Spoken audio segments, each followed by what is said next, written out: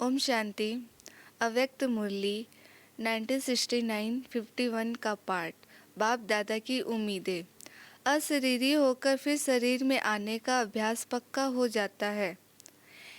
जैसे बाप दादा अशरीरी से शरीर में आते हैं, वैसे ही तुम सभी बच्चों को भी अशरीरी होकर के शरीर में आना है। अव्यक्त स्थिति में स्थित होकर फिर व्यक्त में आना है।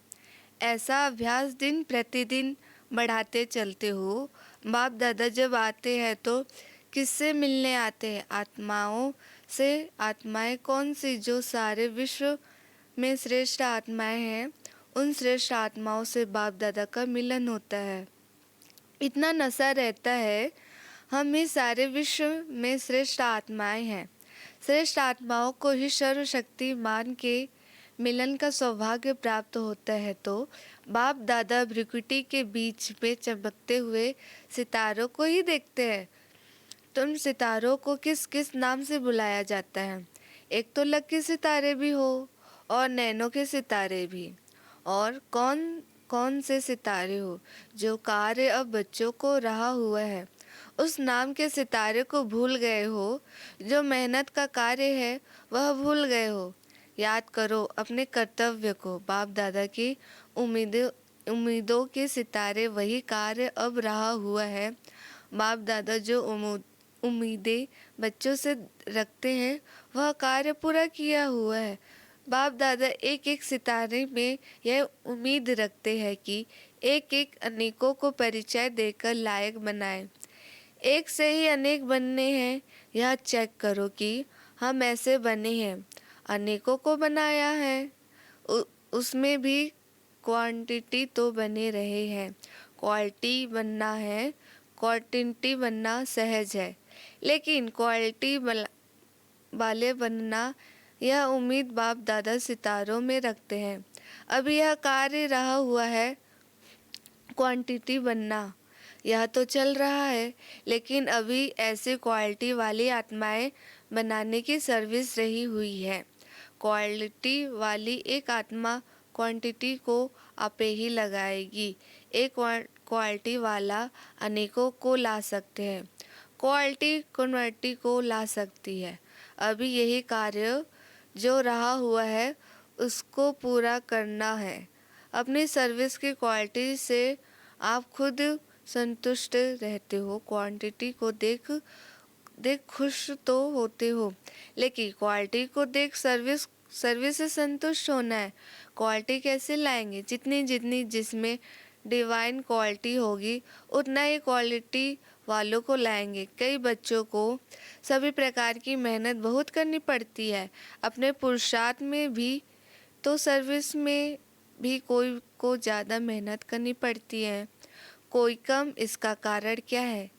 कभी कभी उसी को ही मेहनत लगती है, कभी फिर उसी को ही सहज लगता है। यह क्यों? धारणा की कमी के कारण मेहनत लगती है। कई कर्तव्यों में तो लोग कह देते हैं कि इनके भाग्य में है ही नहीं। यहाँ तो ऐसे नहीं कहेंगे कि किस विशेष कमी के कारण मेहनत लगती है। श्रीमत पर चलना है, फिर भी क्यों नहीं चल पाते? कोई भी कार्य में, चाहे पुरुषार्थ चाहे सर्विस में, मेहनत लगने का कारण ये है कि बातें तो बुद्धि में है, लेकिन इन बातों की महीनता में नहीं जाती। महीन बुद्धि को भी कभी मेहनत नहीं लगती। मोटी बुद्धि कारण बहुत मेहनत लगती है। श्रीमत पर चलने के लिए भी महीन बुद्धि चाहिए। महीनता में जाने का अभ्यास करना है। दूसरे शब्दों में यह कहेंगे कि जो सुना है वह करना है, अर्थात उसकी महीनता में जाना है। यह भी है महीनता में जाने की बात। महीनता की कमी के कारण मेहनत होती है। महीनता में जाने के बजाय उस बात को मोटे रूप में देखते हैं। सर्विस के समय भी महीन बुद्धि हो, ज्ञान की महीनता में जाकर उनको सुनाए और उस ज्ञान की महीनता में ले जाए, तो उनको भी मेहनत कम लगे और अपने को भी कम लगे। यह महीनता की ही कमी है। अब यही पुरुषार्थ करना है। शारीरिक शक्ति भी कब आती है? जब भोजन महीन रूप से खाओ तो उस भोजन की शक्ति बनती है। भोजन का महीन रूप क्या बनता है? खून। जब खून बन जाता है तब शक्ति आ जाती है। तो अब सिर्फ बाहर के ऊपर के रूप को ना देखते हुए अंदर जाने की कोशिश करो। जितना हर बात में अंदर जाएंगे तब रत्न देखने में आएंगे और हर एक बात की वैल्यू को पता पड़ेगा। जितना ज्ञान की वैल्यू सर्विस की वैल्यू का मालूम होगा उतना आप वैल्यू रत्न बनेंगे। ज्ञान रत्नों की वैल्यू कम करते हो तो खुद भी वैल्यू एवल नहीं बन सकते। एक एक रत्न की वैल्यू को परखने की कोशिश करो।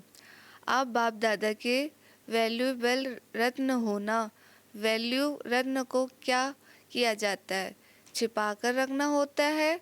बाप दादा के जो वैल्यूएबल रत्न हैं उन्हों को बाप दादा छिपा कर रखते हैं। माया से छिपाते हैं।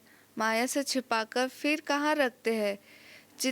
जितना जितना जो मूल्य रत्न होंगे उतना उतना बाप दादा के दिल तक पर निवास करेंगे। जब दिल तक नशीन बनेंगे तब राज्य के तक नशीन बनेंगे।